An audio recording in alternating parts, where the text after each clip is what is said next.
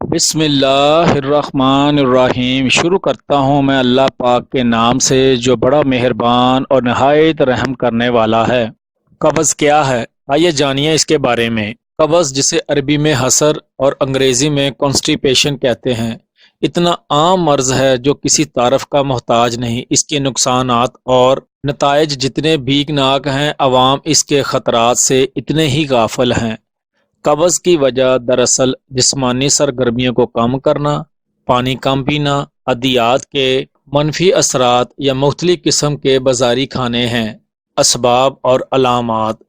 قبض کو طبی اصطلاح میں ام الامراض کہا جاتا ہے۔ قبض تمام مرضوں کی جڑ ہے۔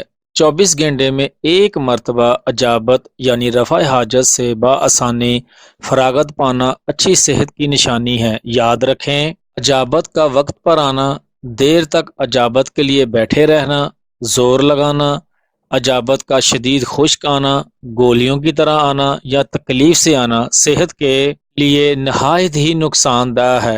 ایسی علامات کو قبض کہتے ہیں۔ اس مرض میں مردوں کے مقابلے میں خواتین زیادہ متاثر ہوتی ہیں۔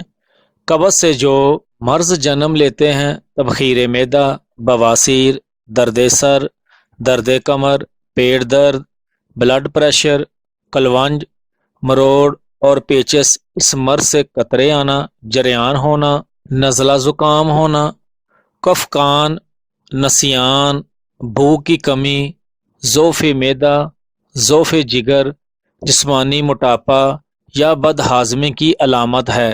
اس سے دیگر کئی موذی امراض جنم لیتے ہیں۔ حکیم حافظ محمد اکبر صاحب نے جدید تحقیق کے بعد خالص جڑی بوٹیوں سے ایک کورس تیار کیا ہے۔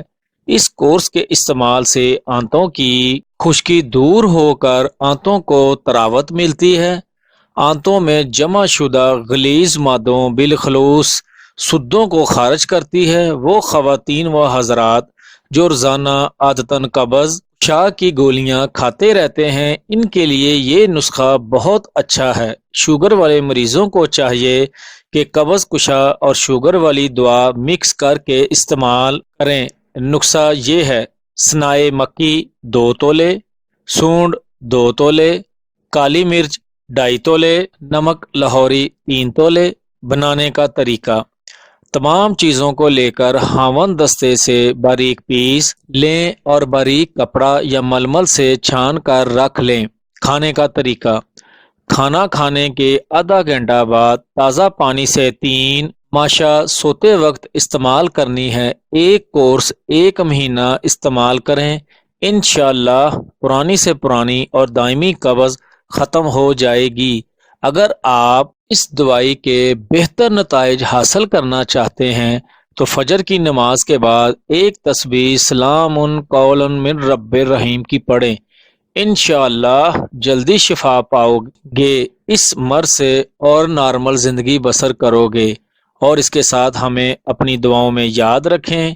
نیکسٹ ویڈیو ہماری جگر اور مثانہ کی گرمی کے متعلق ہوگی انشاءاللہ۔